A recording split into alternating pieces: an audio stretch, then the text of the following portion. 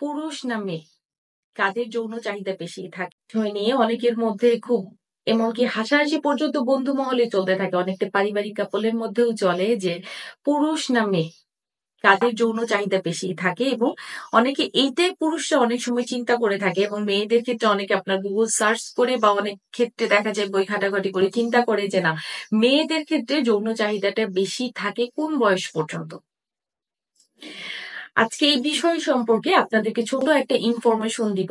যেটা দেখা গেছে একটা গবেষণায় টেক্সাস ইউনিভার্সিটির একদল স্টুডেন্ট আপনার বিভিন্ন বয়সী মেয়েদেরকে নিয়ে একটা গবেষণায় চলে আসে। তারা ৩ টা ভাগে মেয়েদেরকে ভাগ করে। একটা দেখা যায় যে আপনার যে বয়স থেকে মেয়েদের সাধারণত শারীরিক বৃদ্ধিটা শুরু হয় সেইখান থেকে, যেমন ১৬ বছর বয়স থেকে ২৩ বছর বয়স পর্যন্ত একদলকে ভাগ করা হয়।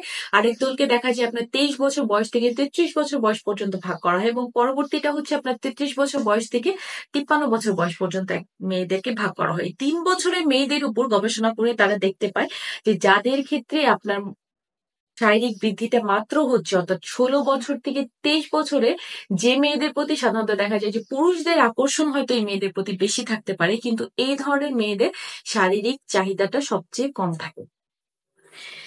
এদের তুলনায় যারা ২৩ থেকে ৩৩ বছর বয়সে পৌঁছায় তখন দেখা যায় যে এদের থেকে শারীরিক চাহিদাটা অনেকাংশেই বেড়ে যায়। তো অনেকে দেখা যায় যে এই বয়সটাকে অনেকে চিন্তা করে যে এটা হচ্ছে বিয়ের উপযুক্ত সময়।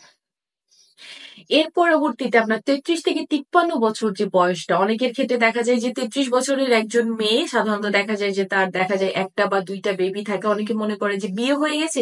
ছেলেদের ক্ষেত্রে এটা স্পেশালি হয় যে বিয়ে হয়ে যাওয়ার পর অনেক পুরুষদের ক্ষেত্রে অনেকাংশে আপনার যৌন চাহিদাটা কমে আসতে পারে। কিন্তু ওই গবেষণায় দেখা গেছে যে ৩৩ বছরের পরে যে নারীরা থাকে তাদের যৌন চাহিদাটা সবচেয়ে বেশি পরিমাণে থাকে।